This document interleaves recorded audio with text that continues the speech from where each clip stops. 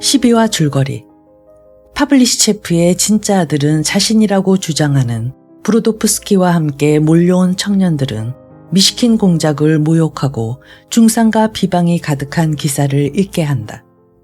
그들의 주장은 법적인 권리가 없는 것이지만 상식과 양심의 권리를 주장하며 구걸하러 온 것이 아니라 요구하기 위해서 왔다고 당당하게 주장한다. 그들은 공작이 가난에 시달리고 있는 브루도프스키에게 고인의 은혜를 갚을 것을 주장한다. 그러나 미시킨 공작은 이 일을 가냐에게 일임했으며 브루도프스키가 파블리시체프의 아들이 아니라는 뚜렷한 증거를 확보했다고 말하자 브루도프스키 일행은 혼란 상태에 빠진다.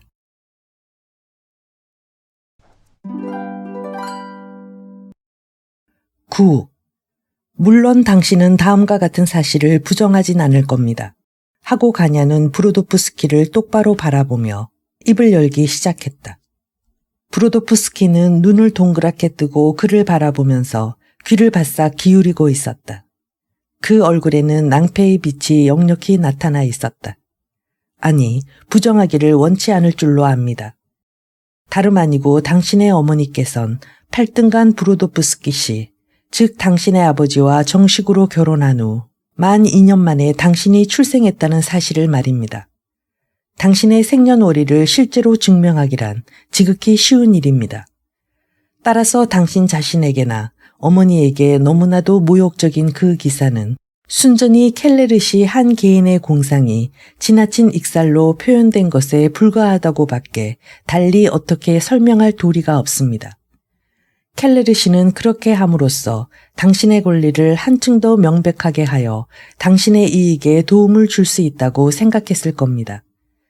켈레르시의 말에 의하면 사전에 그 기사를 당신에게 읽어주기는 했지만 전부를 다 읽은 건 아니라고 했습니다. 그렇다면 켈레르시는 문제되는 부분을 빼놓고 읽은 것이 분명합니다. 부분적으로 읽어준 건 사실입니다.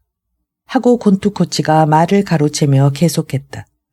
그러나 거기 쓴 기사들은 모두 정확한 소식통에서 입수한 것뿐입니다. 그래서 나는 켈레르시, 미안하지만 내 말부터 좀 들어보십시오. 하고 가냐는 그의 말을 가로챘다. 당신이 쓴 기사에 대해서는 나중에 언급할 테니 그때 설명해 주시기 바랍니다. 지금은 처음부터 차례대로 보고를 계속하는 편이 좋을 것 같습니다. 아주 우연한 기회에 나의 여동생인 바르바라 아르달리오노브나 푸치스인이 나의 도움을 얻어 고인이 된 파블리시체프 씨의 편지를 입수할 수 있었습니다. 그 편지는 지금으로부터 24년 전에 고인이 된 니콜라이 안드레예비치 파블리시체프가 외국으로부터 베라 알렉사예브나 주브코파라는 여지주에게 보냈던 것입니다.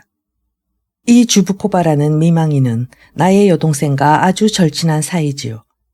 그래서 나는 주브코바와 사귈 수 있는 기회를 얻었고 그 후 아르달리오브나의 소개를 받아 고인의 먼 친척이며 한때는 고인과 절친한 친구였던 퇴역 대령 치모페이 표도로비치 바조킨이라는 사람을 찾아갔습니다. 이 사람한테서도 그 당시 파블리시체프 씨가 외국에서 보낸 2통의 편지를 입수할 수 있었습니다.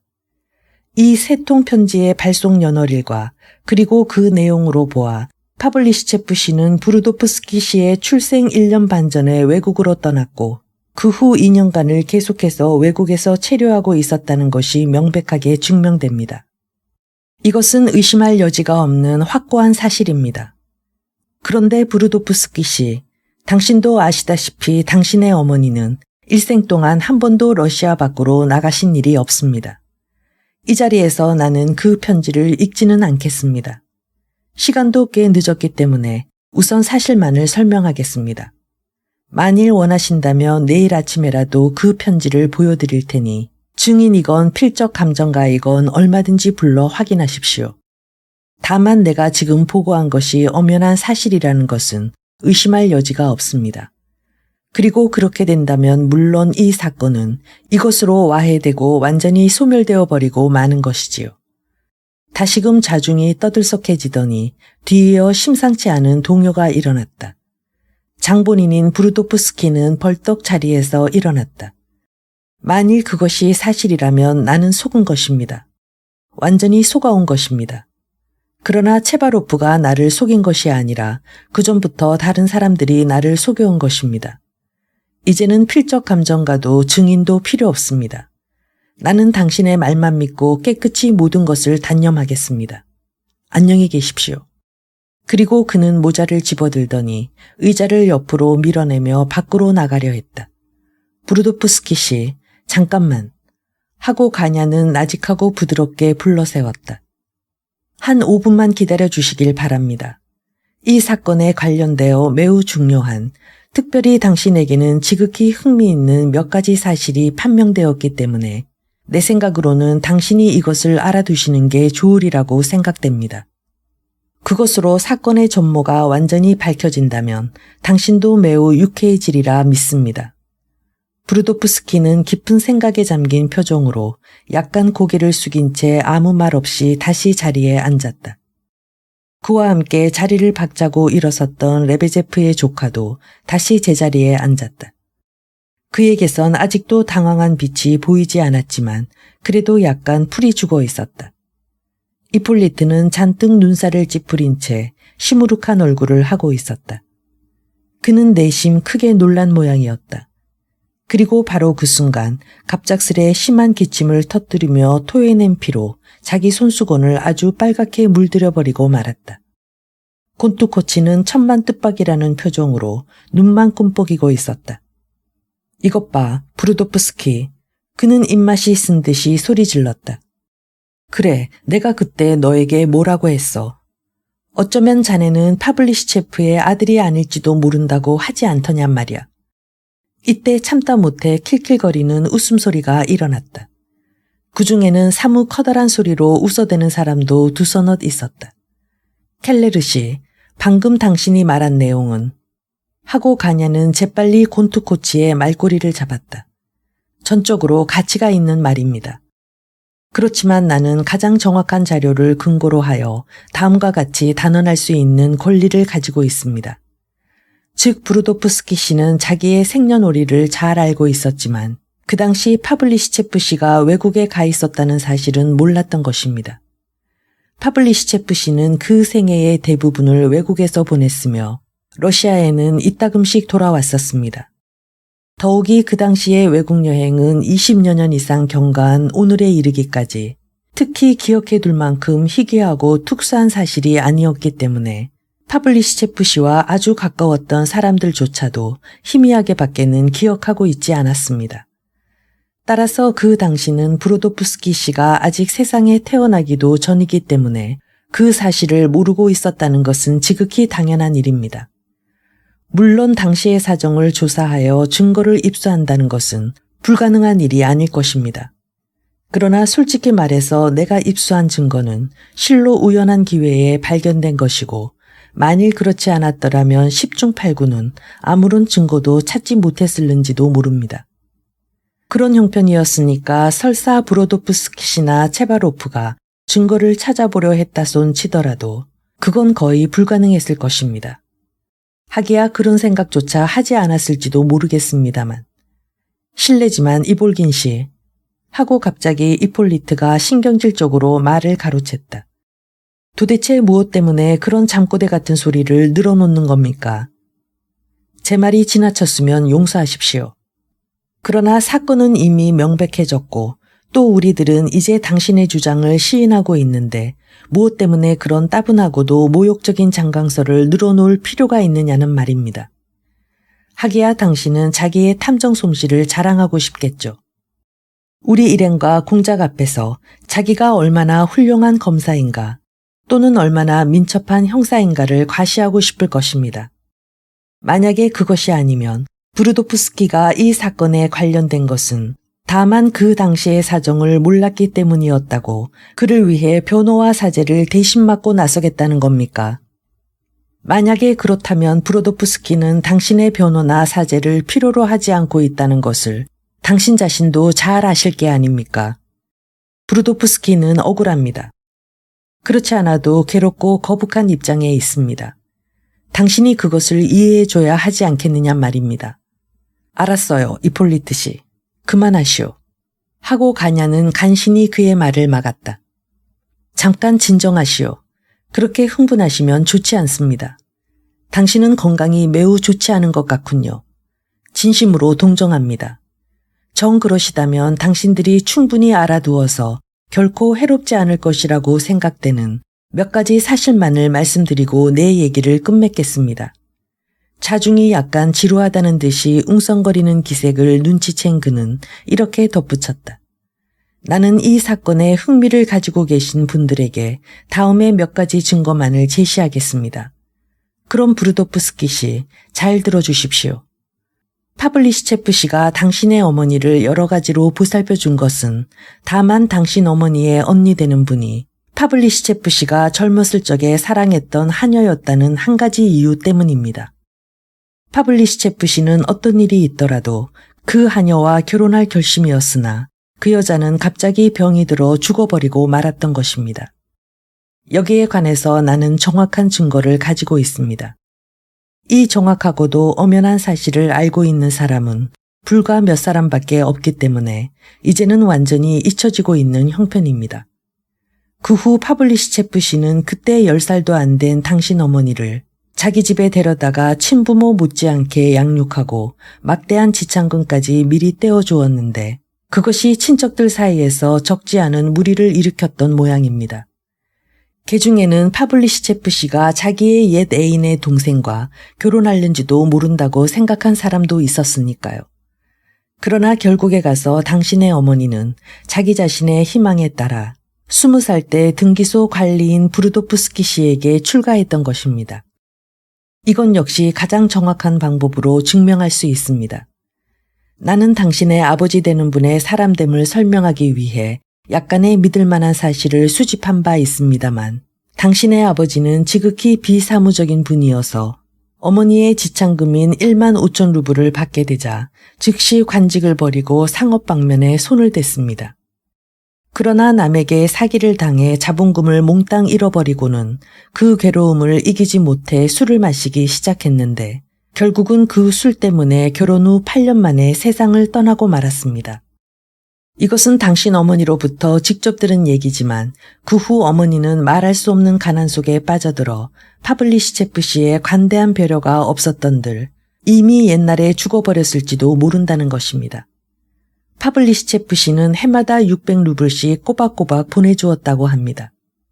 그리고 그 밖에 수많은 사람들이 증명하는 바에 의하면 파블리시체프 씨는 그 당시 아직도 어린애였던 당신을 몹시 귀여워했다는 사실입니다.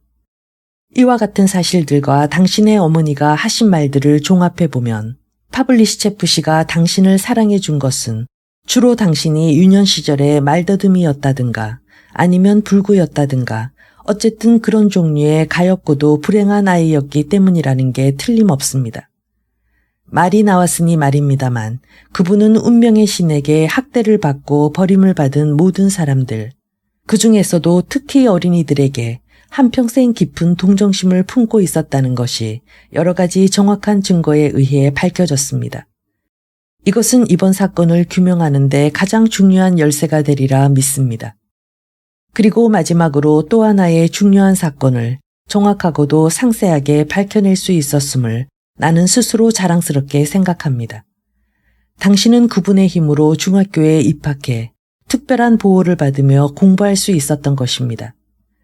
파블리시체프 씨가 당신에게 베푼 그러한 깊은 배려는 마침내 친척들과 하인들 사이에 일종의 의혹을 불러일으키게 되었습니다. 즉 당신은 파블리시체프 씨의 아들일는지 모른다. 당신의 아버지는 아내에게 속아서 결혼한 남편이 아닐까. 이렇게들 의심하기 시작했단 말입니다.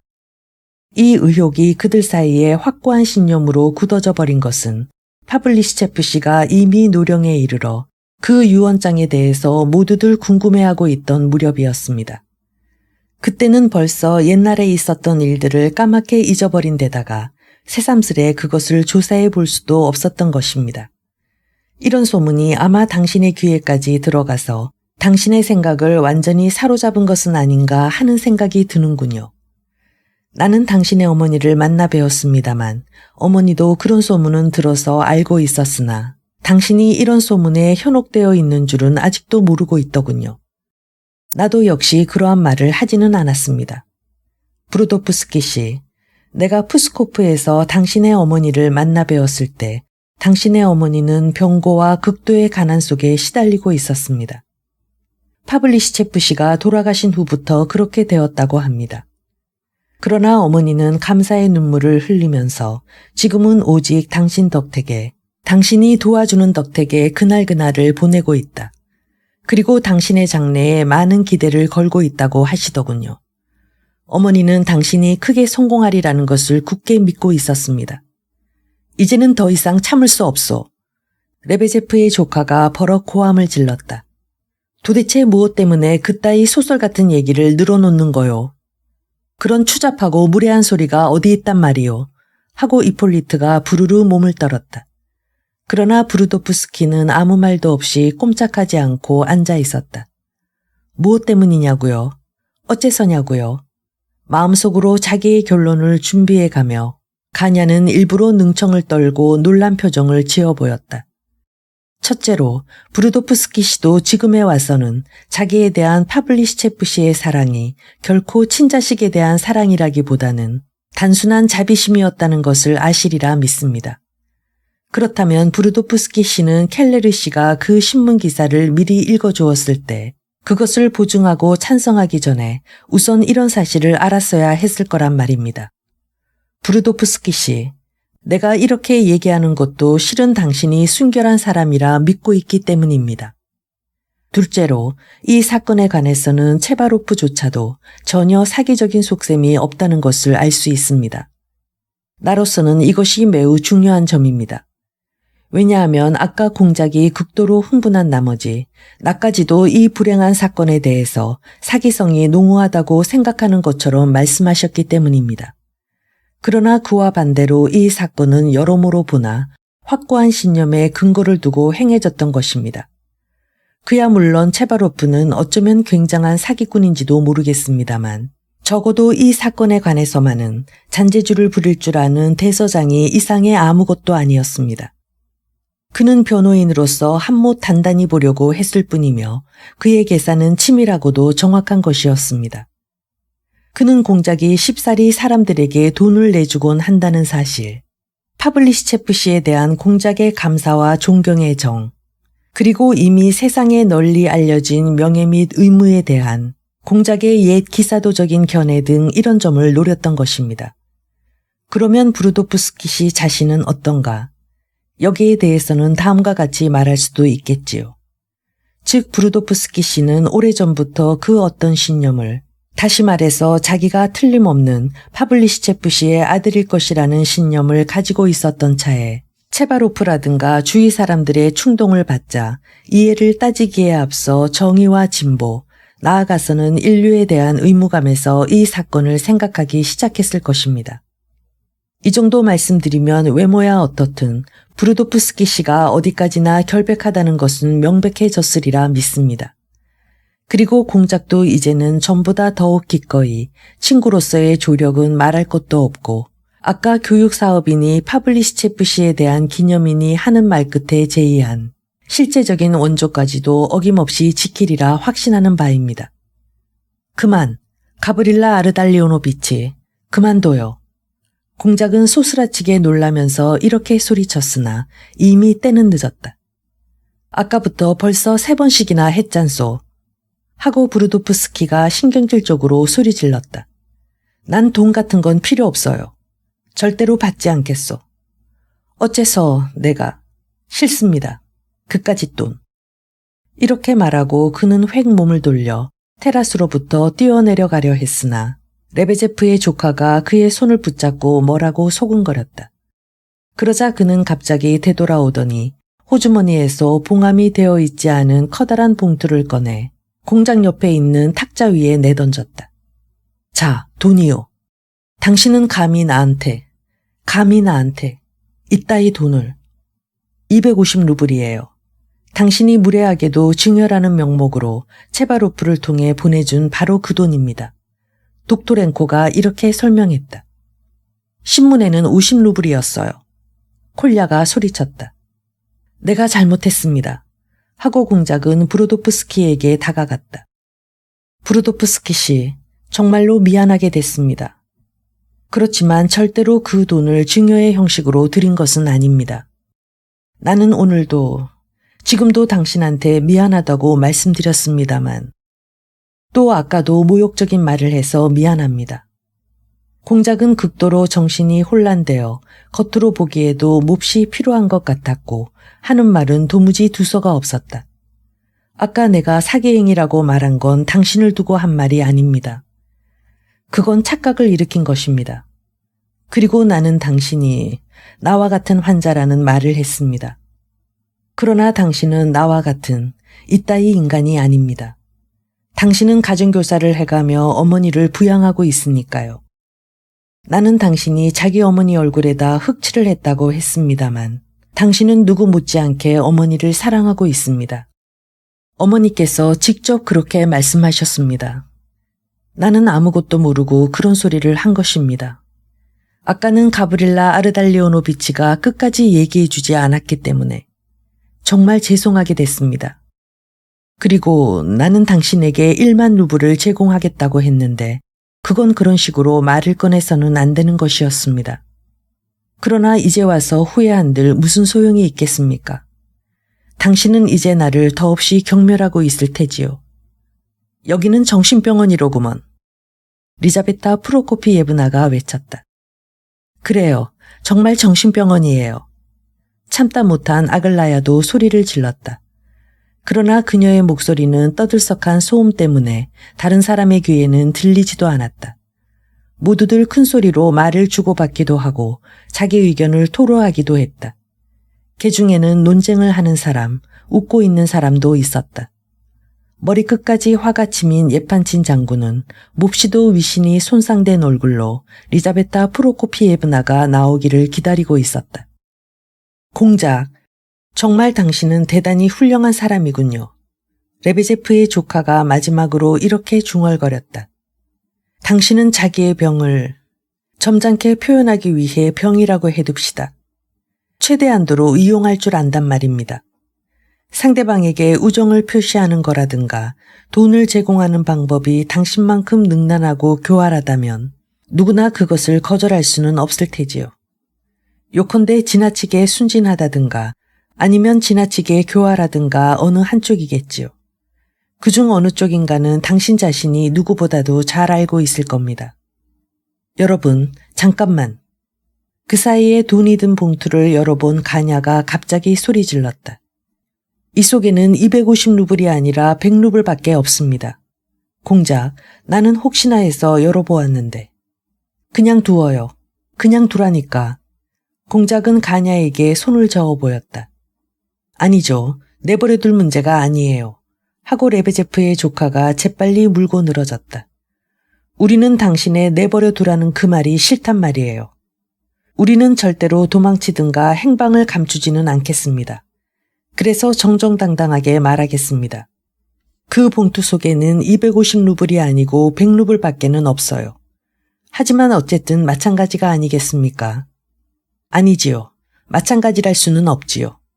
무슨 소린지 알 수 없다는 듯이 가냐가 재빨리 한마디 했다. 제발 남의 말을 좀 가로막지 마십시오. 우리는 당신이 생각하는 것처럼 그렇게 바보가 아니란 말이오. 아시겠소, 변호사 양반. 하고 레베제프의 조카는 도끼 어린 어조로 고래고래 소리 질렀다. 물론 100루블과 250루블은 같지 않습니다. 그러나 여기서 중요한 것은 원리예요. 원리가 중요한 것이라면 150루블이 부족하다는 것 정도는 사소한 문제입니다. 즉 무엇보다 중요한 것은 브로도프스키가 공작의 증여금을 받지 않고 그것을 공작의 얼굴에 동댕이 쳤다는 사실입니다. 그것만으로도 100루블이건 250루블이건 매 한 가지란 말입니다. 브로도프스키가 1만 루블을 거절한 것을 당신도 보지 않았습니까? 만일 치사한 사내였다면 저 100루블도 가져왔을 리 없지요. 150루블은 체바로프가 공작을 만나러 갔다 오는데 사용한 비용이란 말입니다. 당신네들이 사무적으로 비능률적인 우리들의 어설픈 행동을 보고 비웃는 것은 좋습니다. 그렇잖아도 당신네들은 우리를 웃음거리로 만들려고 온갖 구실을 다 찾고 있으니까요. 그렇지만 우리들더러 정직하지 못한 인간들이라고는 감히 말할 수 없을 겁니다. 그 150루블은 우리가 공동으로 공작에게 갚겠어요. 1루블씩 갚는 한이 있더라도 꼭 갚아드리겠습니다. 이자를 붙여서 갚아드리죠. 브루도프스키는 가난합니다. 그는 몇백 루블을 가진 그런 부자가 아닙니다. 그런데 체바로프는 여행에서 돌아오자마자 계산서를 내놓고 돈을 달라는 것이었어요. 우리는 승소하리라 믿고 있었기 때문에. 아무튼 누구나 브로도프스키의 처지에 선다면 별 수가 없었을 겁니다. 누구나라뇨 하고 S공작이 소리쳤다. 이러다간 정말 나까지 머리가 돌겠구먼. 리자베타 프로코피예브나가 갑자기 이렇게 외쳤다. 그건 마치 하고 여태까지 꼼짝 않고 선 채 듣기만 하고 있던 예브게니 파블로비치가 껄껄 웃으면서 말했다. 요즘 굉장히 인기가 좋은 어느 변호사의 변론 같은데요. 그 변호사는 강도를 목적으로 한꺼번에 6명을 살해한 변호인을 변호하기 위해 그의 빈곤 상태를 진술하다가 느닷없이 이런 식으로 결론을 내렸다더군요. 이 피고인이 빈곤에 시달리다 못해 6명의 살해를 결심한 것은 오히려 당연한 일입니다. 누구나 입장이 피고인과 같다면 이런 결심을 하지 않을 사람이 없을 것입니다. 라고 말이죠. 아무튼 매우 재미있는 얘기입니다. 듣기 싫어요. 치밀어 오르는 분노 때문에 온몸을 부들부들 떨며 리자베타 프로코피예브나가 버럭 고함을 질렀다.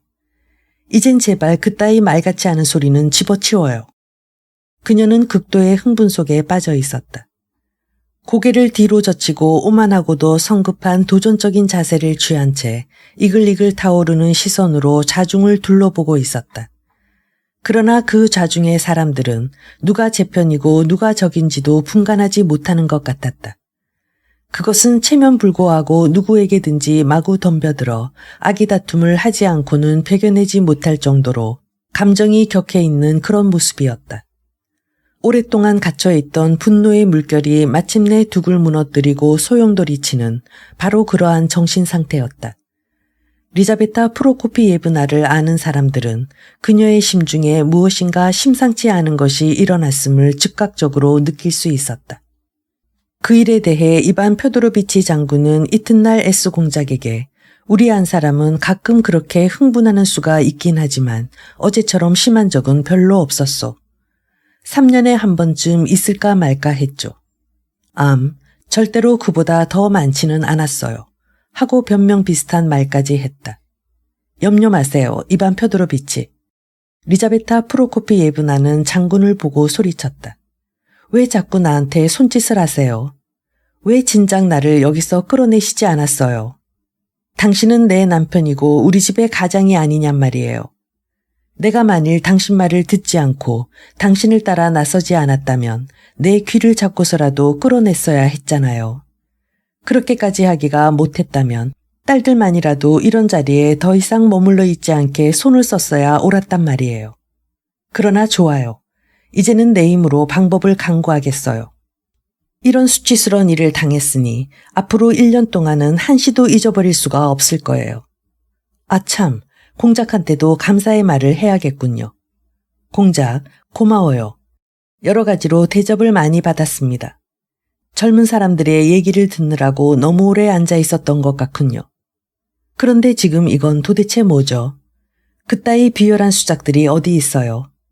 이런 몰상식한 난장판은 생전 처음 보았어요. 아마 이런 구경은 꿈에서도 볼 수가 없을 거예요. 그리고 저런 낡은 달패는 온 세상을 다 돌아다녀 봐도 절대로 없을 거예요. 가만 있어. 아글라야, 너도 가만 있어. 알렉산드라. 너희들이 나설 때가 아니야.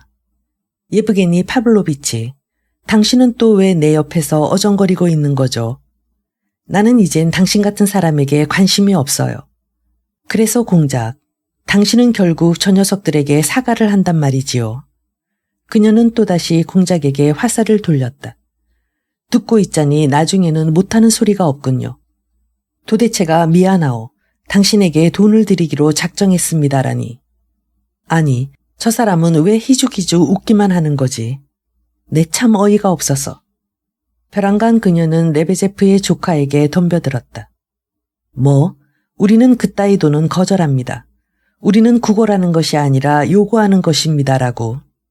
이 백치 양반이 내일이라도 저 녀석들을 찾아가서 또다시 우정을 표시하며 돈을 내놓으리라는 걸 뻔히 알고 하는 수작들이지요. 어때요, 공작? 찾아가겠죠?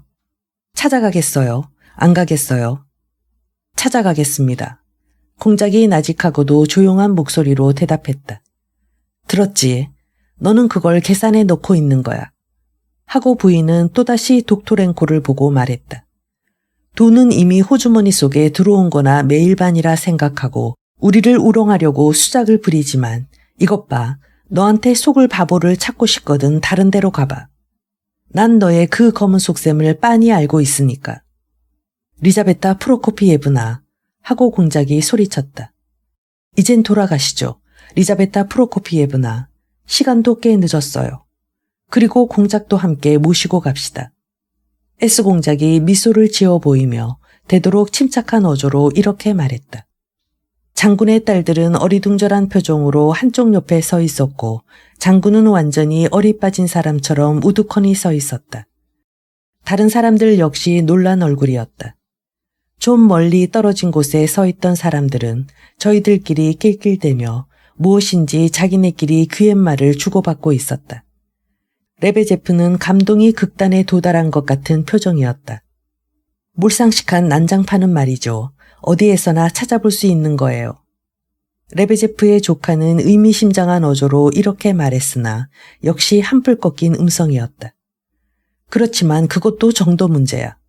지금 너희들이 한 짓은 정말 이 세상 어디에서도 찾아볼 수 없단 말이야. 하고 마치 히스테리를 일으킨 듯 표독스러운 웃음을 띠며 리자베타 프로코피예브나는 쏘아붙였다. 내버려 두라는데 왜들 이래요? 하고 그녀는 자기를 말리려는 사람에게 버럭 소리를 쳤다. 예브게니 파블로비치, 당신도 방금 그런 말을 하셨죠. 어느 이름난 변호사가 가난 때문에 사람들을 6명쯤 죽인데도 그것은 지극히 당연한 일이라고 변론했다고. 이제는 세상도 말세가 되었군요. 나는 아직 그런 소리를 들어보지도 못했거든요. 그렇지만 나도 이젠 모든 것을 깨달았어요. 여기 이 말더듬이가 말이에요. 하고 그녀는 어리둥절한 눈으로 자기를 쳐다보고 있는 브로도프스키를 가리키며 말을 계속했다. 이 사람이 사람을 죽이지 않는다고 누가 보장할 수 있겠어요? 아마 이 사람은 당신의 돈을 받지 않을 거예요. 양심의 명령에 따른다는 거겠죠. 하지만 누가 알아요. 밤중에 들어와서 당신을 죽이고 금고에서 그 돈을 꺼내갈는지. 그것도 양심의 명령에 따라서 말이에요. 이 사람에게는 그것이 조금도 부당한 일이 아니라고 생각될 테니까요. 고상한 절망의 발작이니 무엇에 대한 부정이니 하고 대먹지 않는 소리를 짓거릴 테니까요. 정말 어이없는 일이에요. 이젠 모든 것이 뒤죽박죽이 돼서 거꾸로 바뀌어버렸어요. 집안에서 고이 자라던 처녀가 느닷없이 한길 복판에서 여행용 마차에 뛰어오르며 어머니, 나 며칠 전에 이러저러한 사람하고 결혼했어요. 그럼 안녕 하는 세상이니. 당신들의 생각으로는 이것도 훌륭한 행동이라고 여겨지겠지요. 자연스럽고도 존경할 만한 행동이라는 거겠죠. 그런 것이 소위 여성 문제라는 건가요? 심지어는 여기 있는 이 코올리게까지도 하면서 그녀는 콜야를 가리켰다. 그리고는 계속해서 요전에 나한테 핏대를 올리며 바로 그런 것이 여성 문제라고 하면서 마구 대들더라니까. 아무리 바보 같은 애미라도 역시 사람 대접을 해줘야 할 게 아니냔 말이야. 그리고 아까 내 녀석들이 테라스에 들어올 때의 그 태도는 뭐냔 말이야. 오만하게 머리를 뒤로 젖히고 마치 우리가 들어오는데 감히 어느 놈이 길을 막을 소냐. 우리에게 모든 권리를 다오.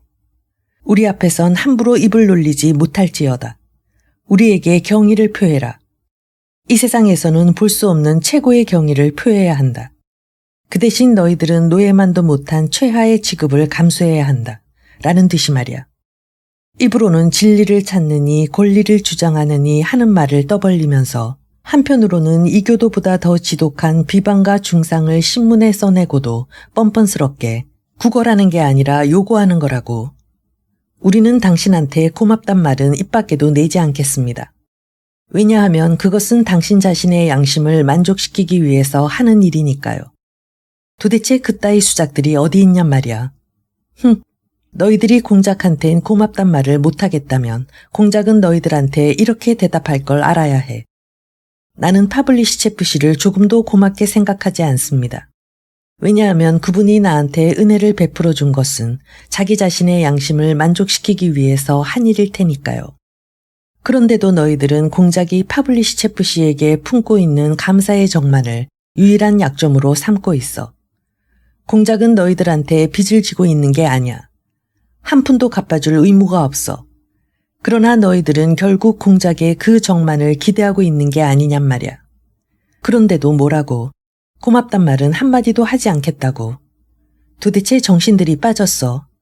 사내의 유혹에 넘어간 처녀를 사회가 손가락질하며 욕할 때 사람들은 의뢰 그 사회를 무정하고 야만스럽다고 생각하는 법이야. 사회를 무정한 것이라 생각한다면 그 사회에서 살아나가야 하는 처녀는 얼마나 괴롭고 쓰라릴 것인가 하고 동정하는 것이 마땅한 행동이지. 그런데도 너희들은 그것을 일부러 신문에까지 써내서 괴롭고 쓰라리다는 말을 해서는 안 된다고 무리한 요구를 하고 있으니 이런 요구를 하는 너희들이야말로 철면피들이 아니고 뭐냔 말이야. 되지 못하게 자만심만 가득 찬 못난 놈들. 하나님을 믿지 않는 인간들. 그리스도를 믿지 않는 인간들이야. 너희들처럼 허영심과 자만심만 발달한 놈들은 결국에 가서 저희들끼리 서로 물어뜯고 싸우게 될 거야. 두고 봐라. 내 말이 틀리나. 이래도 너희들이 하는 짓이 추잡하고 몰상식하고 속다르고 겉다른 행동이 아니라고 우길 테냐. 그런데도 이 슬개 빠진 양반은 이런 놈한테 용서를 빌러 가겠다니 내 참 기가 막혀서. 그래, 너희들 같은 인간이 이 세상에 또 어디 있단 말이냐. 아니, 뭐가 우스워 희죽거리고 있는 거야. 내가 너희들 같은 걸 상대해서 나 자신의 얼굴에 똥칠을 했기 때문에. 하지만 벌써 똥칠은 할 대로 다 했으니 이젠 어쩔 수 없는 일이지. 이것 봐, 그렇게 희죽거리지 말라니까. 버르장머리 없는 녀석 같으니라고. 하고 부인은 벼랑간 이폴리트에게 대들었다. 겨우 목숨이 붙어있는 주제에 친구들한테는 못된 짓만 가르쳐주고 너는 내가 귀여워하는 이 애를 아주 훌륭하게 교육했더구나. 하며 그녀는 콜야를 가리켰다. 그리곤 또다시 열을 올리기 시작했다. 이 애는 꿈속에서도 내 얘기를 하고 있더라. 너는 이 애한테 무신론을 가르쳤지. 너는 하느님을 믿고 있지 않지. 너 같은 놈은 단단히 혼을 내줘야 해. 늘씬하게 두들겨 패야 한단 말이다. 미시킨 공작, 그래도 당신은 가겠단 말이죠. 그녀는 숨을 헐떡거리면서 다시 공작에게 이렇게 물었다. 가겠습니다. 그렇다면 난 이제 당신 같은 사람은 상대하고 싶지도 않아요. 이렇게 말하며 부인은 획 몸을 돌려 밖으로 나가려다가 갑자기 뒤돌아서더니 그럼 이 무신론자한테도 찾아가겠군요. 하며 이폴리트를 가리켰다. 아니, 왜 너는 나를 보고 연방 희죽거리는 거냐? 응? 하고 그녀는 꽥 소리를 지르더니 이폴리트에게 와락 달려들었다. 그의 가시돋친 냉소를 끝내 참아낼 수 없었던 것이다. 부인, 리자베타 부인, 리자베타 프로코피예브나 라고 외치는 소리가 일시에 사방에서 일어났다. 어머니, 창피하지도 않아요. 아글라야도 큰 소리로 외쳤다. 염려 마십시오, 아글라야 이바노브나. 하고 이폴리트는 침착하게 말했다. 리자베타 부인은 그에게 덤벼들기는 했지만 왜 그러는지 그의 손을 움켜잡은 채 그 자리에 버티고 서서 분노에 떠는 눈길로 뚫어지게 그의 얼굴을 응시하고 있었다. 염려 마십시오. 어머님께서도 이렇게 다 죽어가는 놈을 차마 때리시진 못할 테니까요. 내가 왜 웃었는지 그 이유는 얼마든지 설명할 용의가 있습니다. 그것을 들어주신다면 다행이겠습니다만.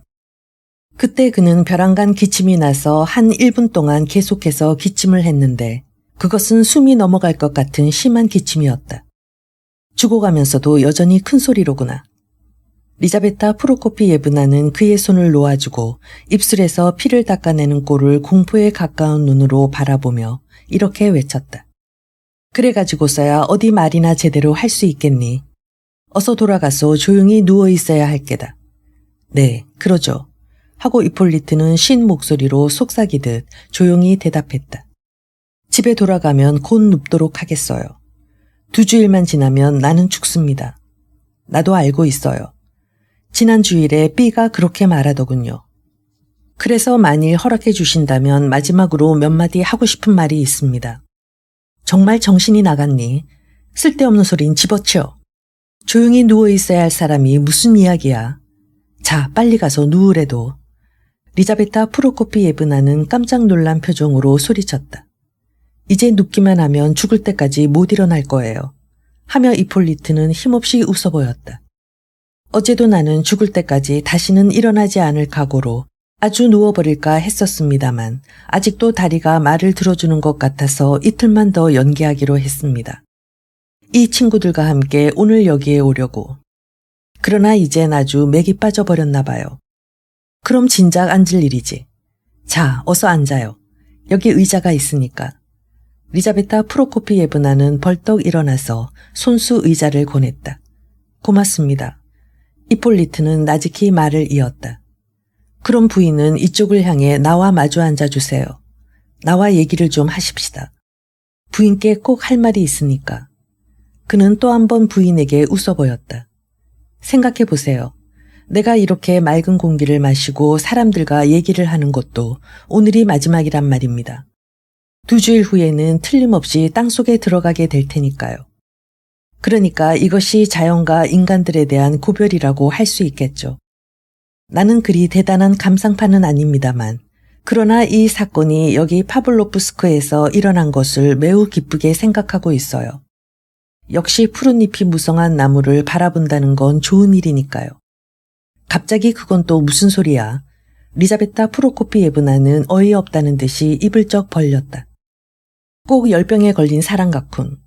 아까는 고래고래 소리 지르더니 이제 겨우 숨을 헐떡이며 죽어가는 소리를 하고 있으니. 곧 돌아가서 눕겠습니다. 하지만 왜 부인께선 나의 마지막 소원을 들어주지 않으시려는 겁니까? 싫은 말입니다. 리자베타 프로코피예브나 부인. 나는 아까부터 어떻게 하면 당신과 친해질 수 있을까 하고 생각하고 있었어요. 부인에 관한 얘기는 콜리아한테서 여러 가지로 많이 들었어요. 사실 나를 저버리지 않은 사람은 콜리아 한 사람 외에는 없다고 해도 과언이 아니지요. 부인께선 정말 기발한 데가 있는 색다른 분이에요. 지금 직접 부인을 만나보니 그것을 알 수 있을 것 같습니다. 난 부인이 약간 좋아졌어요. 그런 줄도 모르고 나는 너한테 손찌검까지 할 뻔했구나. 아글라야 이바노브나가 소리를 지르는 바람에 무사할 수 있었어요. 내 추측이 틀리지 않죠. 이분이 당신의 따님 아글라야 이바노브나죠. 정말 아름다운 분이군요. 아직 한 번도 만나본 일이 없었지만 첫눈에 이분이 아글라야 이바노브나라는 걸 알 수 있었지요. 마지막으로 죽기 전에나마 미녀의 얼굴을 마음껏 바라보게 해주십시오. 이폴리트는 어색한 듯이 일그러진 미소를 띄었다. 지금 이 자리에는 공작이며 장군을 비롯한 여러분들이 계십니다. 그런데 부인께서는 왜 저의 마지막 소원을 들어주시지 않으려고 하십니까? 의자를 하고 리자베타 프로코피예브나는 외치더니 자기 손으로 의자를 끌어다가 이폴리트와 마주 앉았다. 콜야, 너는 곧 이 사람을 데리고 페체르부르크로 돌아가거라.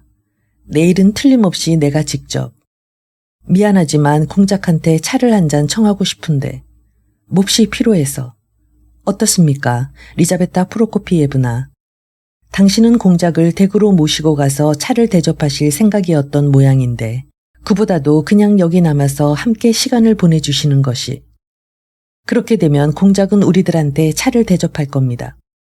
무리한 요구를 하는 것 같아 죄송합니다.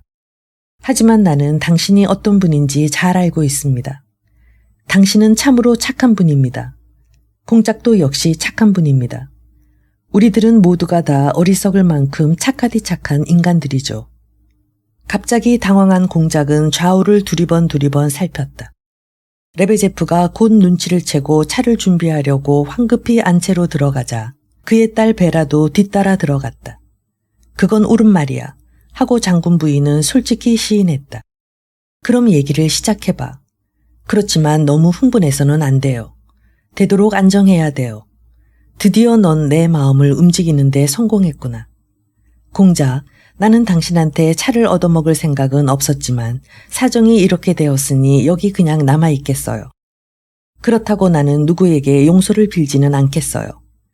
사실 내가 용서를 빌어야 할 사람이라곤 없으니까요. 혹시 내가 당신한테 욕을 했다면 물론 그건 용서를 빌어야죠. 그렇지만 나는 누구에게도 여기 남아 있어 달라고 부탁하지는 않겠어요. 하고 부인은 갑자기 심상치 않은 분노의 표정으로 자기 남편과 딸들을 돌아보았다. 마치 그들이 자기에게 무슨 잘못한 일이라도 있는 것 같은 태도였다. 나는 혼자서라도 집에 돌아갈 수 있으니까요.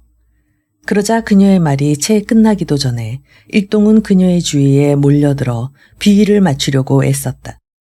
공작은 곧 일동에게 돌아가지 말고 함께 차를 마시자고 권하고 또한 거기까지 생각이 미치지 못한 점을 사과했다. 예판친 장군까지도 마음이 누그러져서 그렇지만 테라스는 공기가 너무 차지 않을까 하고 친절하게 말을 걸면서 부인의 마음을 진정시키려고 애썼다. 게다가 그는 이폴리트에게까지 대학에는 언제까지 나가고 있나 하고 말을 걸려다가 그냥 입을 다물어 버렸다.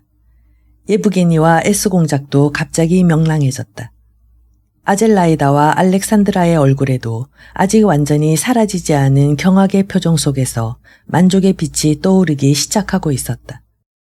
한마디로 말해서 리자베타 프로코피예브나의 위기가 무사히 지나가 버린 것을 모두들 기뻐하고 있었다. 오직 한 사람 아글라야만은 미간을 찌푸린 채 멀찍이 떨어진 자리에 말없이 앉아 있었다. 그 밖의 사람들도 모두 그대로 남아 있었다. 누구 한 사람, 심지어는 이볼긴 장군까지도 자리를 뜨려 하지 않았다. 그러나 레베제프가 옆을 지나가며 뭐라고 소곤거리자 이볼긴 장군은 슬그머니 나가서 어디론가 자취를 감춰버렸다. 브루도프스키의 일행에게도 모두 차를 마시고 가도록 권했다. 그들은 어색한 표정을 지으며 이폴리트의 얘기가 끝날 때까지 기다리겠노라면서 테라스의 저쪽 구석으로 물러나더니 거기서도 역시 한 줄로 나란히 앉았다.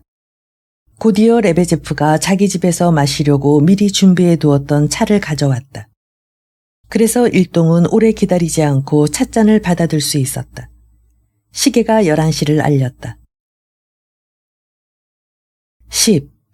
이폴리트는 레베제프의 딸 베라가 따라주는 차로 입술을 죽이고 나서 찻잔을 탁자 위에 놓더니 갑자기 겸연쩍은 얼굴로 주위를 둘러보았다. 이 찻잔을 좀 보세요, 리자베타 부인. 웬일인지 그는 몹시 서두르는 표정이었다. 이 훌륭한 찻잔은 언제나 유리 찬장 속에 간직된 채 여태껏 한 번도 쓰여진 적이 없었던 것 같습니다. 이것은 레베제프의 아내가 시집 올 때 가져온 세간 중에 하나거든요. 그런데 지금 이 그릇을 여기 내놓은 것은 다름 아니라 부인에게 경의를 표하기 위해서예요. 그만큼 저 사람은 당신을 뵙게 된 걸 기뻐하고 있는 거죠. 그는 거기에다 무엇라고 덧붙이고 싶었으나 다음 말이 이내 생각나지 않는 모양이었다. 역시 횡설수설하는군요. 하긴 네, 그럴 줄 알았지요. 뜻밖에도 예브게니가 공작의 귀에다 이렇게 소곤거렸다. 하지만 저게 위험하단 말입니다. 참으로 좋지 않은 징조예요. 두고 보십시오. 틀림없이 홧김에 무슨 엉뚱한 짓을, 리자베타 부인도 놀라 자빠질 만한 짓을 저지르고야 말 테니까요. 공작은 무슨 뜻인지 모르겠다는 듯이 그를 바라보았다. 당신은 뜻밖의 일을 당해도 겁내지 않겠죠. 하고 예브게니 파블로비치는 계속했다. 나 역시 그렇습니다. 오히려 그런 것을 갈망하는 편이죠. 왜냐하면 우리의 친애하는 리자베타 프로코피예브나가 지금 당장 혼이 나는 꼴을 보고 싶으니까요. 그걸 내 눈으로 보기 전에 돌아가지 않을 생각입니다. 아니, 당신은 지금 신혈이 있는 게 아닙니까? 나중에 얘기하도록 합시다. 저 사람의 얘기에 방해가 되면 곤란하니까. 사실은 나도 지금 몸이 좋지 않습니다. 공작의 어조는 침착하지 못하다기보다 오히려 짜증이 섞여 있었다. 문득 그는 자기의 이름을 들었다. 정신을 차려보니 이폴리트가 자기 얘기를 하고 있는 것이었다. 내 말이 믿어지지 않습니까? 하고 이폴리트는 신경질적으로 웃었다. 하긴 그럴 거예요. 그렇지만 공작은 조금도 이상하게 생각하지 않고 그냥 믿어버릴 겁니다. 지금 얘기 들으셨어요? 리자베타 프로코피예브나는 공작에게 얼굴을 돌렸다. 들으셨어요? 못 들으셨어요? 주위에서 웃음소리가 일어났다. 레베제프는 얼른 앞으로 나와서 리자베타 프로코피예브나의 앞을 오락가락하기 시작했다. 이의 말을 들어보니 그 신문기사는 바로 저 아총꾸러기인 당신의 집주인이 고쳐주었다는군요. 공작은 어이가 없어 레베제프를 바라보았다. 잠자코만 계시겠어요. 리자베타 프로코피예브나는 사뭇팔을 동동 구르기까지 했다. 할 수 없죠. 여전히 레베제프의 얼굴을 지켜보며 공작은 중얼거리듯 대답했다. 저 사람이 기사를 고쳐주었다는 건 이미 알고 있었습니다. 그럼 정말이란 말이지. 리자베타 프로코피예브나가 얼른 레베제프에게 얼굴을 돌렸다. 틀림없는 사실입니다, 부인. 레베제프는 확고하고도 분명한 어조로 이렇게 대답하고 한 손을 가슴 위에 얹었다. 마치 장한 일이라도 한 것 같군. 하고 부인은 펄펄 뛸듯이 소리쳤다. 내가 비열한 놈이지요. 비열하고 말고요. 레베제프는 이렇게 중얼거리더니 가슴을 치며 점점 머리를 깊이 수그리는 것이었다. 당신이 비열한 인간이건 아니건 그건 내가 상관할 바 아니에요. 그러나 비열한 놈입니다 라는 말 한마디면 그것으로 끝날 줄 알았던가요? 공장님, 그래도 당신은 저런 인간들과 같이 지내는 것이 창피하지도 않은가요? 이젠 당신 같은 사람하고는 말도 하기 싫어요. 공자께서는 저를 용서해 주실 겁니다. 하고 레베제프는 떨리는 목소리로 자신 있게 말했다. 나는 오직 담담한 심정에서 이때 갑자기 소리치면서 켈레르가 앞으로 튀어나와 리자베타 프로코피예브나를 향해 말하기 시작했다. 궁지에 빠진 친구를 배반하지 않으려는 의리심에서 저 사람이 우리를 길거리로 쫓아내야 한다고 내까렸음에도 불구하고 그건 부인께서도 들으셨을 겁니다. 저 사람이 신문기사를 정정한 데 관해서는 한마디도 언급하지 않았던 것입니다. 사실을 분명히 가리기 위해서 털어놓고 이야기하자면 나는 저 사람에게 6루블을 주면서 그것을 의뢰했었습니다. 내가 쓴 문장에 대한 손질이 아니라 내가 모르는 사실을 저 사람한테서 캐내려는 것이 목적이었지요. 다시 말해서 나는 저 사람이 믿을만하다고 생각했기에 부탁했던 것입니다. 각반 달린 구두라든가 스위스의 의사집에서의 왕성한 식욕이라든가 250루블을 50루블로 고친 것이라든가 이런 것은 모두 저 친구의 솜씨에서 나온 것입니다. 바로 저 사람이 6루블을 받고 한 짓이란 말입니다. 절대로 문장 자체를 뜯어 고친 것은 아닙니다. 한 가지 지적해야 할 일은 하고 더욱더 높아가는 웃음의 물결 속에서 레베제프는 열병에 걸린 사람처럼 성급하게 그러나 확실히 풀죽은 목소리로 말을 가로챘다. 내가 그 기사를 손질한 것은 앞부분뿐입니다. 절반까지 읽어내려갔을 때 저 사람과 의견이 맞지 않는 데가 한 군데 있어서 논쟁을 하고는 뒷부분에는 전혀 손을 대지 않았으니까요. 그러니까 그 기사 중에서 엉망인 부분은 사실 말이지 그 기사는 엉망진창입니다. 전혀 내 책임이 아닙니다. 기껏 한다는 소리가 그따위야. 하고 리자베타 프로코피예브나는 빽 소리를 질렀다. 한 가지 물어보겠는데요. 하고 예브게니는 켈레르에게 말을 걸었다. 그 기사를 고친 건 언제쯤이지요? 어제 아침입니다. 하고 켈레르는 대답했다. 여기에 대해서 우리는 서로 비밀을 지키기로 약속했거든요. 그렇다면 바로 저 사람이 당신 앞에서 굽실굽실하며 충성을 서약하던 때잖아. 그래, 저것도 사람이야. 이젠 너의 푸시킨 시집 같은 건 필요 없어. 딸애를 나한테 보낼 필요도 없고. 이렇게 말하고 리자베타 프로코피예브나는 자리에서 일어나려다가 이폴리트가 웃고 있는 것을 보자 또다시 발칵 역정을 냈다. 넌 또 뭐야? 나를 웃음거리로 만들고 싶어 이렇게 붙들어 놓은 거냐? 천만의 말씀입니다. 이폴리트는 괴로운 듯 미소 지었다. 그러나 당신의 그 괴팍한 성격엔 놀랄 수밖에 없군요. 실은 레베제프가 한 짓이 부인에게 얼마만큼이나 충격을 줄 것인가를 알고 싶어 일부러 그 얘기를 끄집어냈던 것입니다. 물론 목표는 당신 한 사람이었지요. 공작이 저 사람을 용서하리라는 것은 틀림없는 사실일 테니까요. 아니, 벌써 용서하셨을 겁니다. 어쩌면 공작은 저 사람을 용서할 구실을 이미 마음속에서 찾아냈을지도 모르겠습니다. 그렇지 않아요, 공장님. 그는 숨을 몰아쉬고 있었다. 그의 야릇한 흥분은 그 입술을 통해 나오는 한마디 한마디의 말과 함께 점점 고조되어 갔다. 흥! 리자베타 프로코피예브나는 그러한 어조에 속으로는 놀라면서도 퉁명스럽게 말했다. 그래서 당신에 대해서는 전부터 많이 들어왔죠. 그것은 참으로 유쾌한 일이었지요. 하고 이폴리트는 계속했다. 입으로는 그렇게 말하면서도 그는 전혀 다른 뜻을 나타내려 하는 것 같았다. 그의 어조에는 냉소의 그림자가 깃들어 있었다. 동시에 그는 이상한 흥분 속에서 뭔가를 경계하는 눈빛으로 주위를 둘러보았다. 그리고 그는 눈에 띌 정도로 허둥거리며 자꾸만 말을 더듬곤 했다. 이러한 그의 태도는 폐병 환자다운 그 용모와 무섭게 번쩍이는 시선과 더불어 언제까지나 주의를 끄는 것이었다.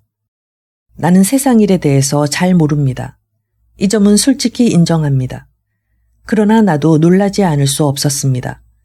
왜냐하면 당신은 자기의 신분을 망각하고 우리 일행과 자리를 함께 했을 뿐 아니라 저 아가씨들까지 여기 그대로 남아 이런 추잡한 얘기를 듣게 하셨으니 말입니다.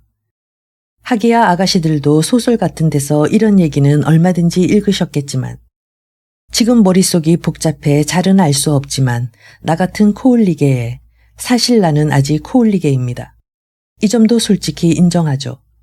그러한 나의 청을 받아들여 집에 돌아가지도 않고 일부러 남아서 함께 차를 마시며 이렇게 여러 가지로 보살펴 줄 수 있는 분은 아마 당신밖에 없을 겁니다.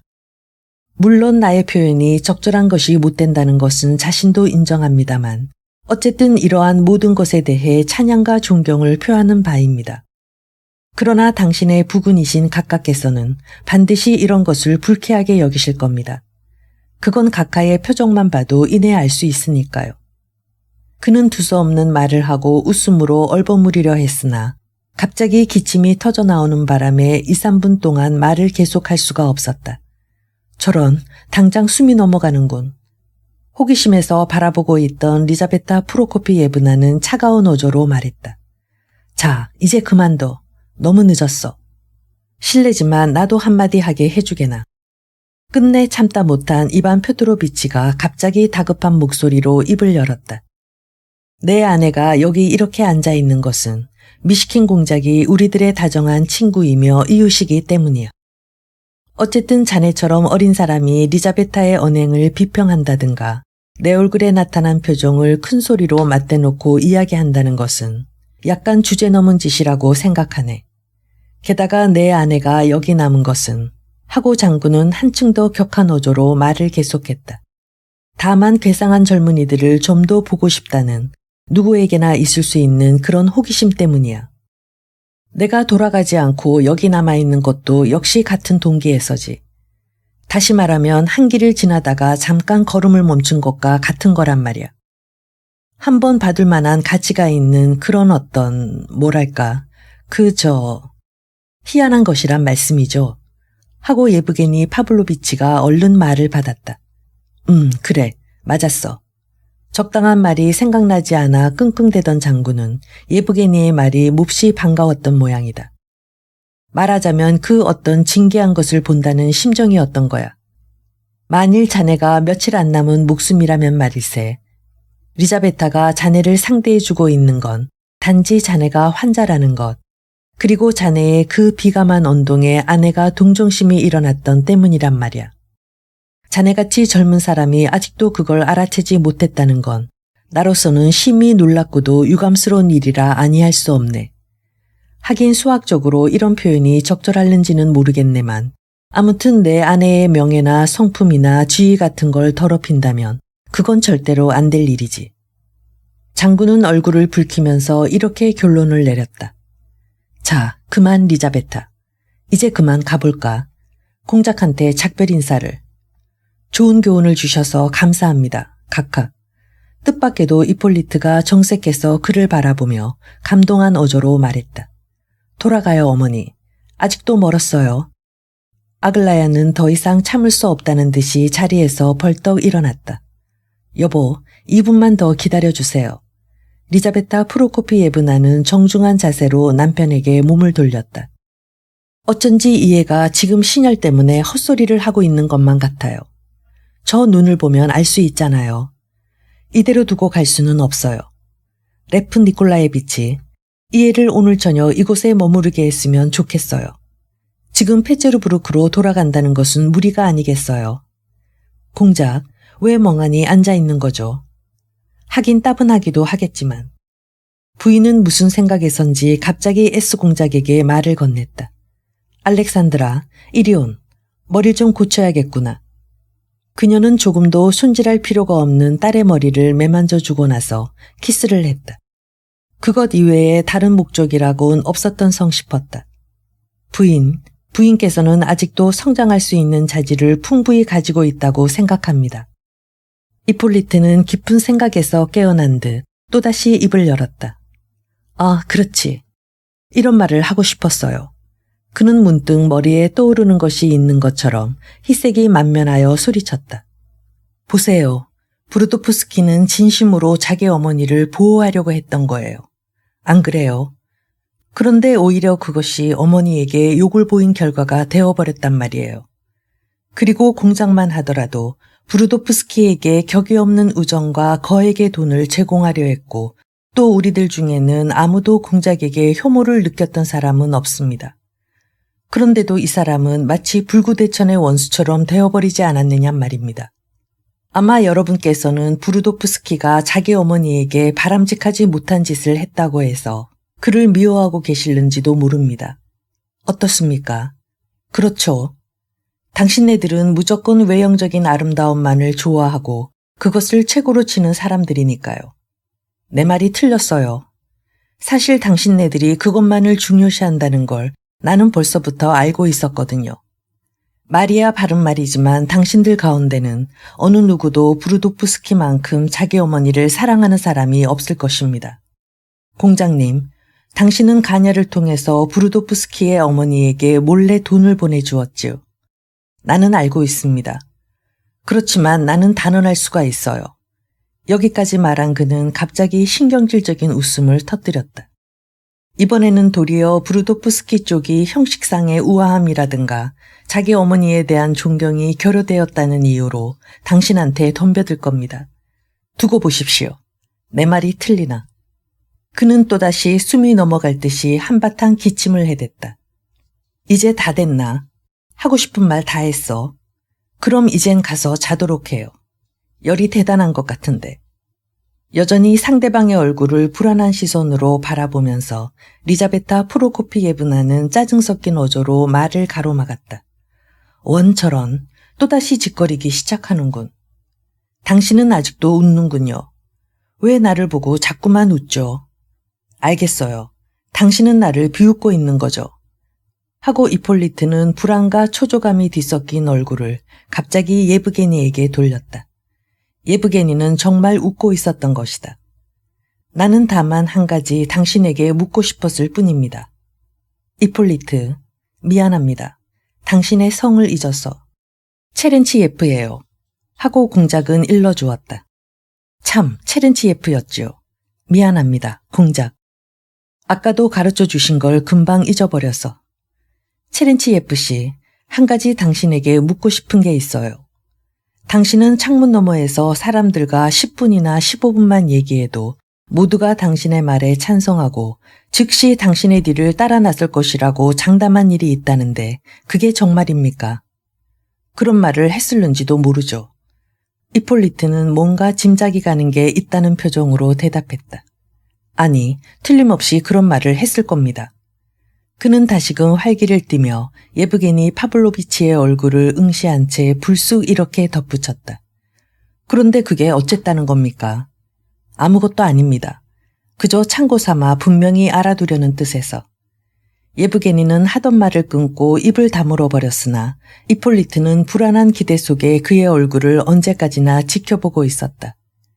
그래, 이젠 다 끝났나요? 물을 말이 있거든 물어보세요. 저희는 지금 누워야 하니까요. 왜 말이 막혀서 안 나오나요? 하고 리자베타 프로코피예브나는 예브게니에게 물었다. 그녀는 심히 못마땅한 표정이었다. 나는 이렇게 말할 수 있어요. 하고 예브게니는 미소를 띠며 계속했다. 즉 당신 친구들이 한 말과 지금 당신의 유창한 화술로 주장한 의견들을 종합해 본다면 그것은 요컨대 하나의 권리 찬양의 이론에 귀착되는 것 같군요. 모든 것을 뒤로 제쳐놓고 모든 것을 포기하고 모든 것을 제외하고 더욱이 권리 그 자체가 무엇에 기인하는 것인가조차 연구하지 않고 말입니다. 그렇잖아요. 내 말이 틀립니까? 물론 틀리지요. 도대체 무슨 이야기인지 이해할 수조차 없을 지경입니다. 그래서 어쨌다는 거죠. 테라스 저쪽 구석에서도 역시 투덜거리는 소리가 일어났다. 레베제프의 조카는 뭐라고 낮은 소리로 중얼거리기 시작했다. 이제 하고 싶던 말은 거의 다 했습니다. 하고 예브게니는 말을 이었다. 그러나 한마디만 덧붙인다면 이런 이론들은 곧 힘의 권리, 다시 말해서 유일무이한 힘의 권리, 개인적 욕구의 권리로 비약하고 싶어 한다는 사실이지요. 하기는 세상에서 웬만한 일은 그것으로 결말이 나곤 합니다만 플라톤 역시 힘의 권리를 역설했으니까. 미국 전쟁 때만 해도 가장 진보적인 자유주의라는 사람들이 이주민의 이익을 보호하기 위해 다음과 같은 것을 선언했었지요. 흑인은 어디까지나 흑인, 즉 백인종보다 하급의 인종이다. 따라서 힘의 권리는 백인 쪽에 있어야 한다고 말입니다. 그래서요. 그러니까 당신도 힘의 권리를 부정하지는 않겠지요. 그렇다면 꽤 따지길 좋아하는군요. 내가 말하고자 하는 것은 힘의 권리라는 것은 범이나 악어의 권리, 즉 다닐로프나 고르스키의 권리와 그다지 거리가 멀지 않다는 겁니다. 잘 모르겠는거려. 그래서요. 이폴리트는 예브게니의 말을 거의 듣고 있지 않았다. 따라서 대화의 말이 중단될 때마다 한마디씩 하는 그래서라는 말도 실은 대화에 대한 관심이나 호기심 때문에 하는 소리가 아니라 이야기 중에 하는 하나의 습관에서 오는 것이었다. 내가 하려는 말은 이것이 전부입니다. 하지만 나는 결코 당신한테 화를 내고 있는 건 아닙니다. 이폴리트는 뜻밖의 이런 말을 하며 얼굴에 미소까지 띄었다. 그리고 거의 무의식적으로 한쪽 손을 내밀었다. 예브게니는 흠칫 놀라더니 곧 엄숙한 표정이 되어 마치 용서를 비는 것 같은 태도로 그의 손을 잡았다. 한마디만 덧붙여야겠습니다.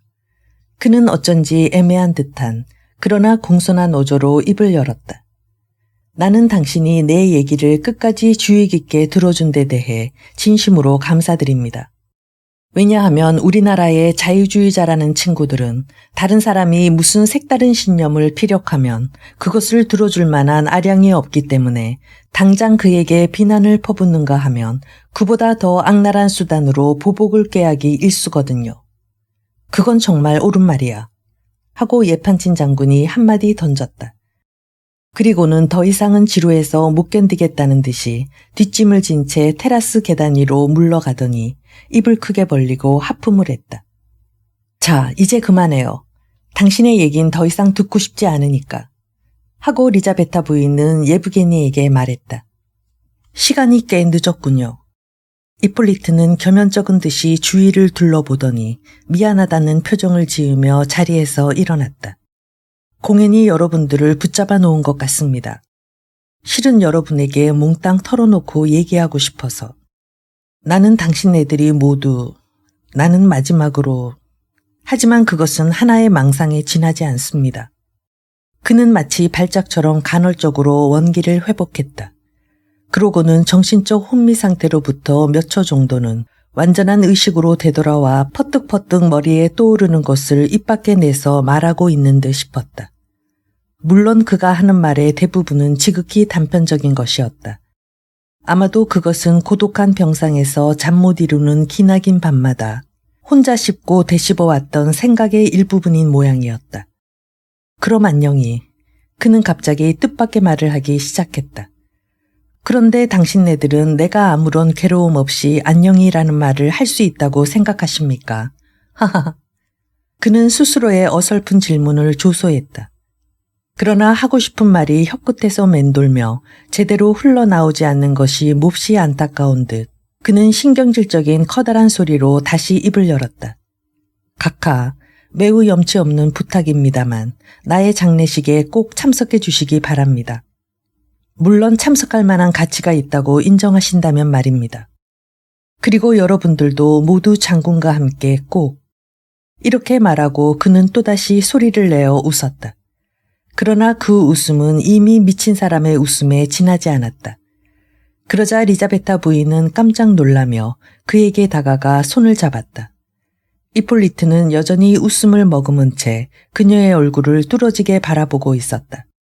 그러나 그 웃음은 마치 그 얼굴에서 얼어붙은 것처럼 굳어 있었다. 나는 오늘 나무를 보러 여기 온 거예요. 저기 저 나무를. 하며 그는 공원의 숲을 가리켰다. 내 이야기가 우습죠.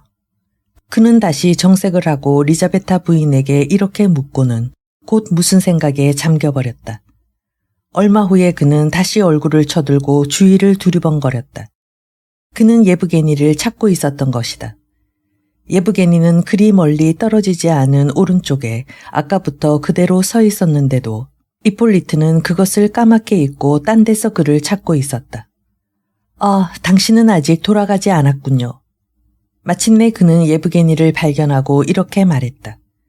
당신은 내가 아까 창문 너머로 15분쯤만 군중을 상대로 얘기하면 모두들 내 말을 따른다면서 어쩌니 저쩌니 하고 사뭇 웃고 있었지만 솔직히 말해서 나는 이미 18세의 소년이 아니란 말입니다. 나는 오랫동안 병상에 누워서 그 창문을 바라보며 생각하고 또 생각했어요. 모든 것을, 모든 문제에 대해서. 죽음을 눈앞에 둔 사람에게는 연령이 없다는 걸 아십니까? 나는 바로 지난 주일 밤중에 문득 눈을 떴을 때 이런 생각을 했습니다. 당신 같은 사람들이 두려워하는 것은 무엇일까 하고 말입니다. 당신네들은 우리의 성실성을 가장 두려워하고 있는 거예요. 비록 우리를 경멸하고 있다고는 하지만 말입니다. 이것도 역시 그날 밤에 생각한 거지요. 그건 그렇고 부인께서는 아까 내가 부인을 웃음거리로 만들려고 했다고 생각하십니까? 천만의 말씀입니다. 나는 다만 부인을 찬양하려 했던 것 뿐입니다. 콜야한테 들었지만 공작이 부인을 어린애 같다고 하셨다는데 그것은 정말 옳은 말입니다. 아니, 내가 또 무슨 말을 하려 했더라. 그는 두 손으로 얼굴을 가리고 생각에 잠겼다. 아, 그렇군요. 아까 부인께서 작별 인사를 하실 때 나는 갑자기 이런 생각이 났어요. 여기 이렇게 사람들이 있지만 이 사람들도 머지않아 모두 사라질 것이다. 영원히.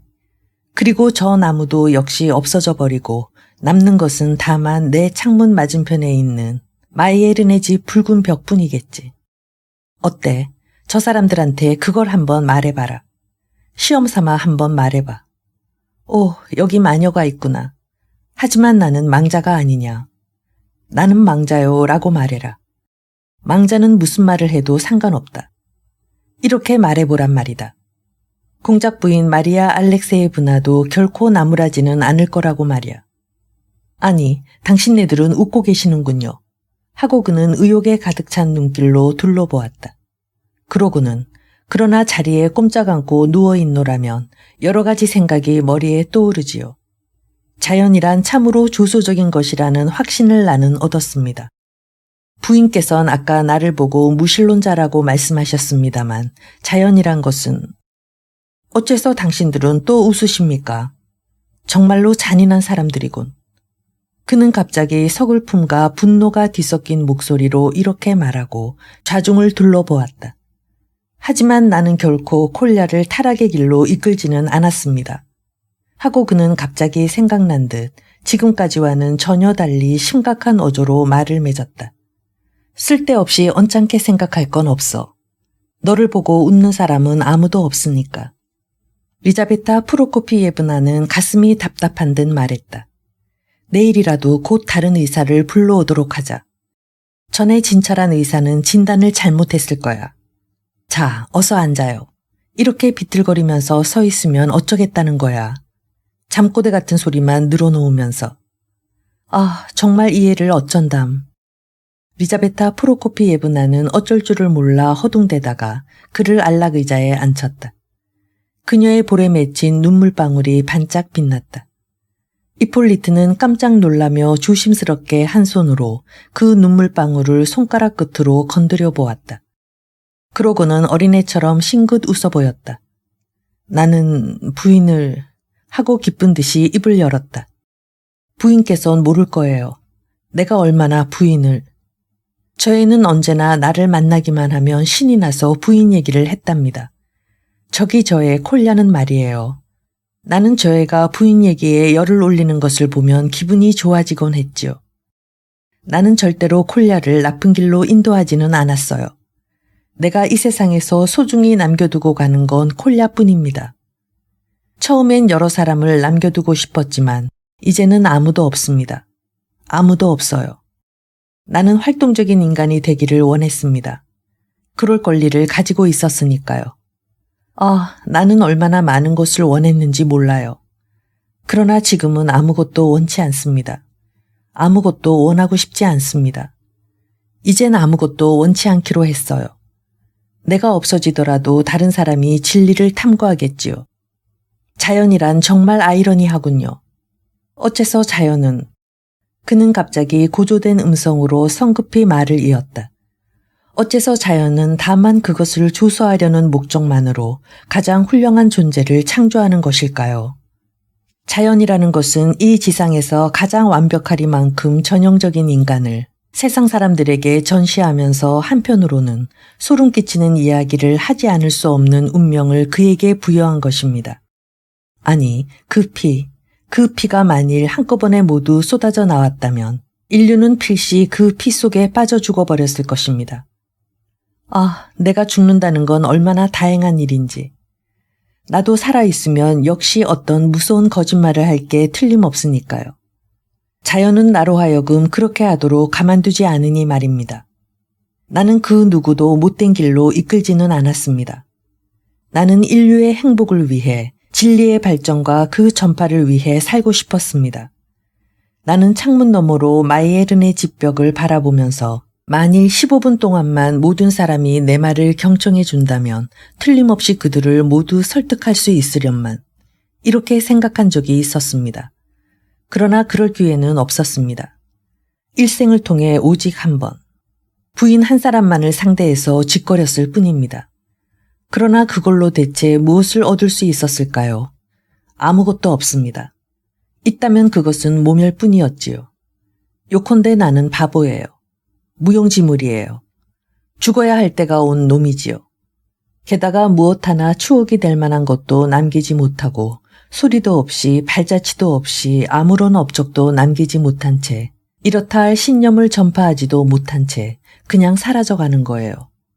나에 대한 모든 것을 깡그리 잊어버려 주세요. 그리고 제발 가혹한 취급일랑 말아주십시오. 솔직히 말해서 설사 내가 이렇게 폐병에 걸리지 않았더라도 어차피 나는 자살이라도 했을 그런 인간이거든요.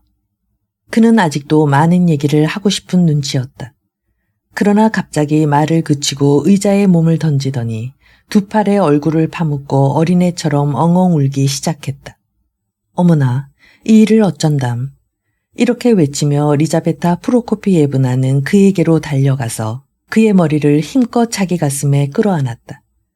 그러자 이폴리트는 격려를 일으키기라도 하는 것처럼 마구 몸부림을 치며 우는 것이었다.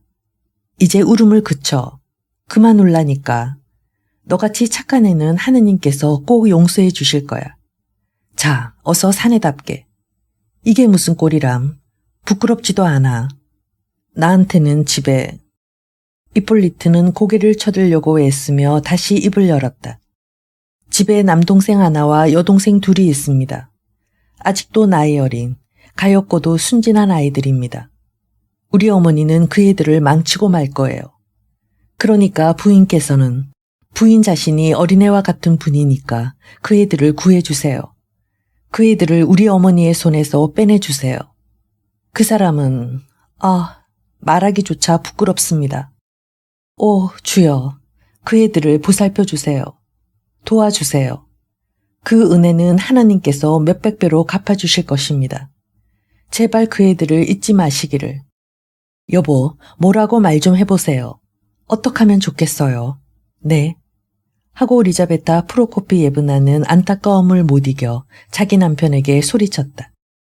그렇게 우두커니 서 있지만 말고 무슨 결정을 내리시란 말이에요. 그렇지 않으면 나는 여기 남아서 밤을 새울 테니 그리하세요. 여태까지 당신은 나를 자기의 전제적인 권력 밑에 두고 괴롭힐 대로 괴롭혀왔으니까요. 리자베타 프로코피예브나는 미친 사람처럼 남편에게 대들며 즉각적인 답변을 요구했다. 그러나 이러한 경우 옆에 있는 사람들은 다만 무사주의만을 고수했다. 그러면서도 대체로 소극적인 호기심과 침묵으로 일관할 뿐이었다. 그들은 시간이 오래 경과한 후에야 비로소 자기네의 의견을 말할 것이다. 오늘 이 자리에 참석한 사람들 중에는 끝까지 한마디도 하지 않고 밤이 새건 아침이 되건 아랑곳도 하지 않고 태연히 앉아있을 인물들도 섞여 있었다. 예를 들어 바르바라 같은 여자는 줄곧 멀찍한 곳에 말없이 앉아서 비상한 호기심을 가지고 끝까지 귀를 기울이고만 있었다. 그러나 거기에는 물론 그럴 만한 이유가 있었을 것이다. 내 의견을 말할 것 같으면 하고 마침내 장군이 입을 열었다. 지금 이러한 경우에 필요한 것은 간호원이지 결코 우리들이 아니란 말이야. 그러니까 착실하고 믿음직한 사람이 하룻밤 그의 곁에 앉아서 돌봐주도록 해야 할 거야. 어쨌든 공작과 의논해서 환자가 즉시 안정하도록 해줘야지. 그리고 내일 달리 좋은 방법을 취하도록 하면 좋을 것 같군. 벌써 12시로군요. 그럼 우리는 돌아가겠습니다. 이폴리트는 어떡하죠? 여기 붙잡아 두실 작정입니까? 독토렌코가 퉁명스러운 어조로 공작에게 물었다. 방은 있으니까 웬만하면 당신들도 같이 여기서 주무시도록 하십시오. 하고 공작은 대답했다. 각하, 갑자기 켈레르가 몹시 감격한 얼굴로 장군 옆으로 불쑥 나섰다.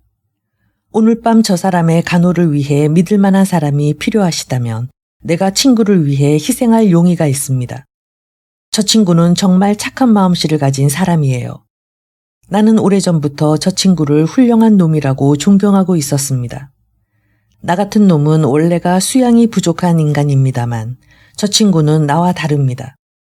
저 친구가 어떤 문제에 대해 열변을 토하는 걸 들으면 그야말로 한마디 한마디가 모두 주옥 같았습니다.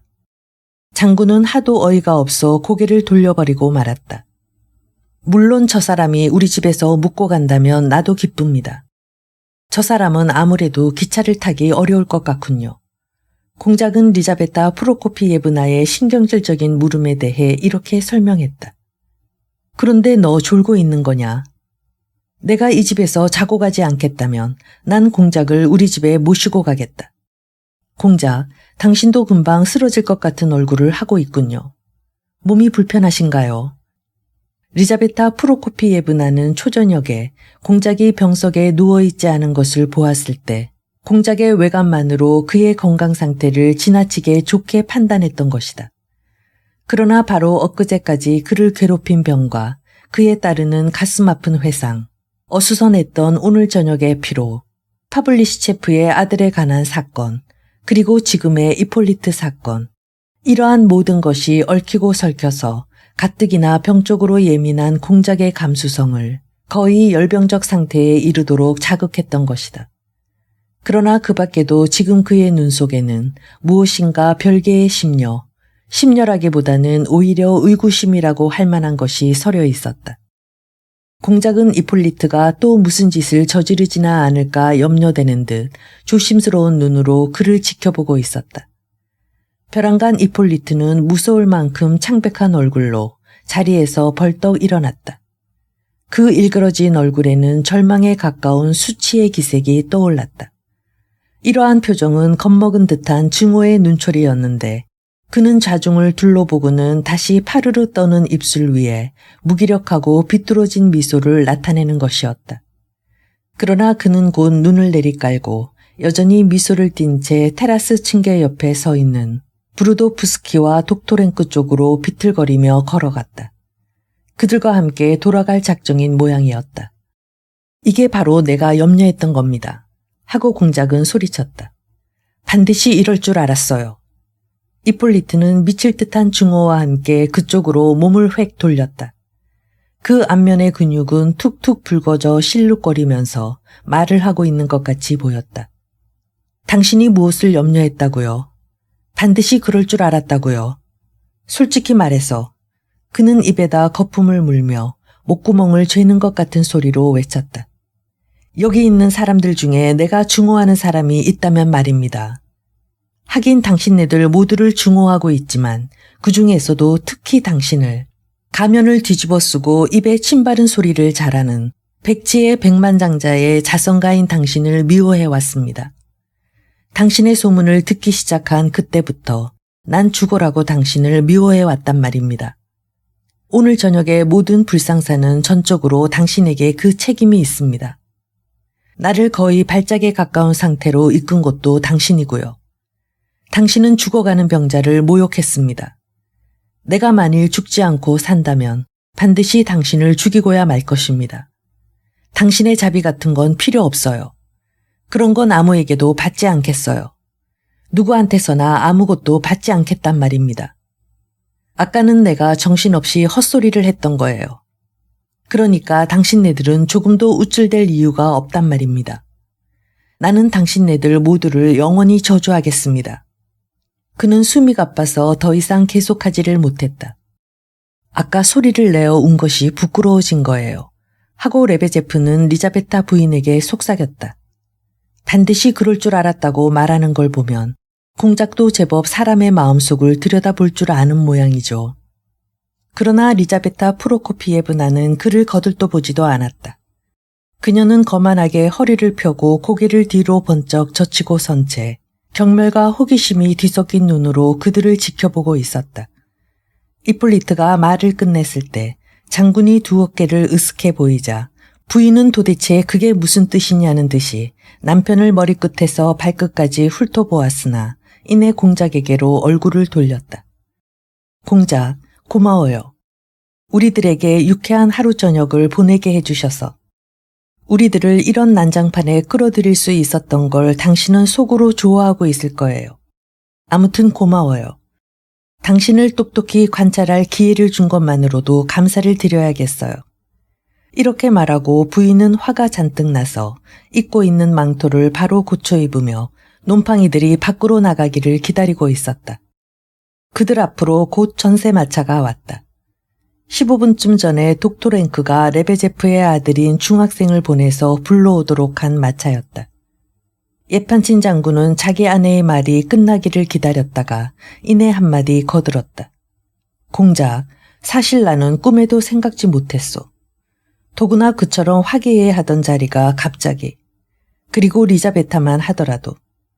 어쩌다 일이 이렇게 되었담 하고 아젤라이다가 호들갑스럽게 떠들면서 공작에게 다가가서 악수를 청했다. 공작은 얼빠진 사람처럼 멍청한 얼굴로 그녀에게 미소를 지어 보였다. 순간 빠르고도 매서운 속삭임이 그의 귓가에 울렸다. 만일 당신이 저 무례한 건달패들을 당장 내쫓지 않는다면 나는 평생을 두고 당신을 원망할 거예요. 하고 아글라야가 속삭였던 것이다. 그녀는 몹시 격분해 있는 모양이었다. 그러고는 공작이 미쳐 그 얼굴을 보기도 전에 재빨리 몸을 돌려버렸다. 그러나 공작의 주위에는 이미 내쫓아버릴 아무도 없었다. 환자인 이폴리트를 태운 전세마차는 벌써 떠나고 없었던 것이다. 이제는 어떡하죠, 여보. 이런 불쾌한 일이 언제까지나 계속된다면 나는 저런 짓궂은 애송이들한테 언제까지나 놀림을 받아야만 하나요? 리자베타 부인은 남편에게 말했다. 걱정할 것은 없어. 거기에 대해서는 나도 생각이 있고 공작도. 이반 표도로비치 장군도 역시 공작에게 손을 내밀었다. 그러나 그는 악수도 제대로 안 하고 리자베타 프로코피예브나의 뒤를 쫓아 달려나갔다. 부인은 여전히 환한 얼굴로 야단스럽게 테라스의 층계를 내려가고 있었다. 아젤라이다와 그 약혼자 그리고 알렉산드라와 예브게니는 진정에서 우러나오는 상냥한 태도로 공작에게 작별 인사를 했다. 그 중에서도 특히 예브게니만은 지극히 명랑한 태도였다. 내가 생각했던 대로예요. 다만 당신까지 공연히 애를 먹은 것이 유감스럽군요. 그는 말할 수 없이 상냥한 미소를 지어 보이며 이렇게 속삭였다. 아글라야는 인사도 없이 돌아가 버렸다. 그러나 그날 저녁의 사건은 이것으로 끝나지 않았다.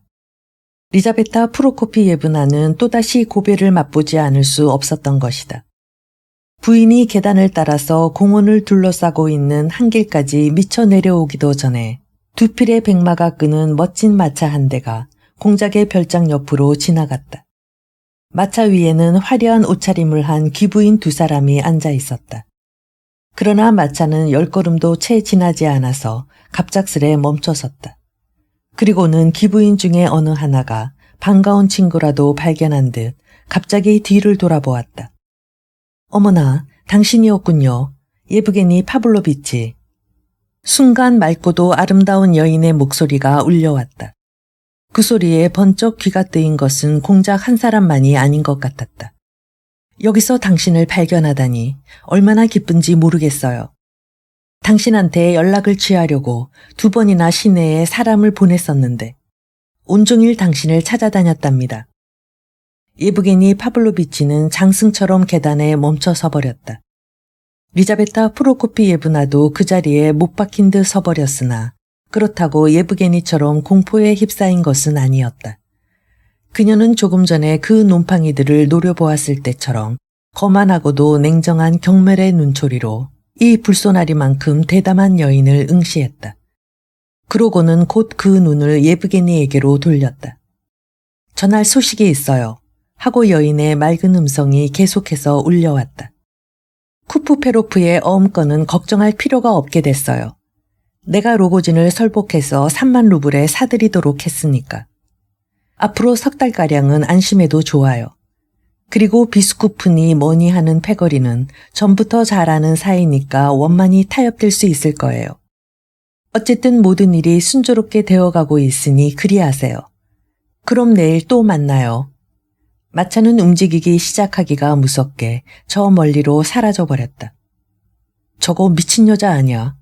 예브게니는 분에 못 이겨서인지 얼굴을 붉히고 영문을 모르겠다는 듯이 주위를 둘러보며 이렇게 소리쳤다.